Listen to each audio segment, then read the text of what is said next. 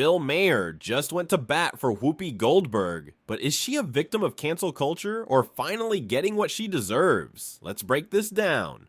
The end of my show next week, teaser. But there is no fucking thing as karma, okay? Get over that. Whoopi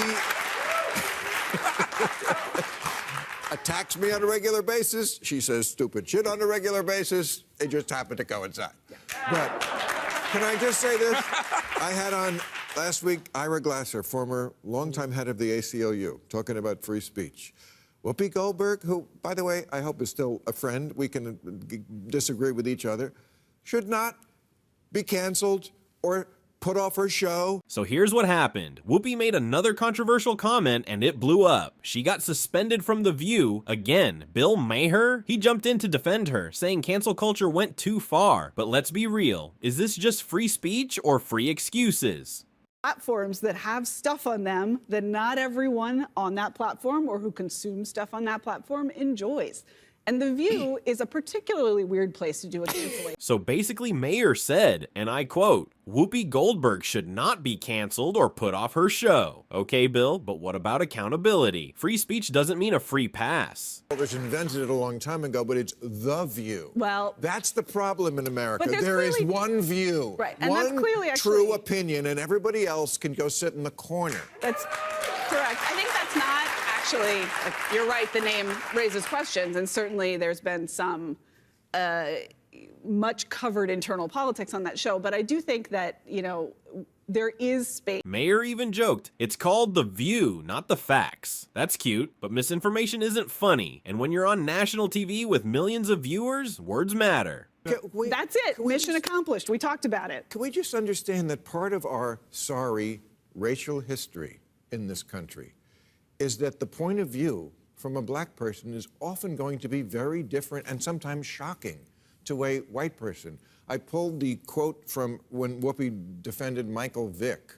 Remember Michael Vick was the football player who was electrocuting dogs? Yeah. And let's not forget, this isn't new. Remember when Whoopi defended Michael Vick, the guy who electrocuted dogs? She called it part of his culture. How many times are we gonna let this slide? Nazis were very racist. Okay. Oh, you. But here's what she said about Michael Vick. He's from the South. This is part of his cultural upbringing.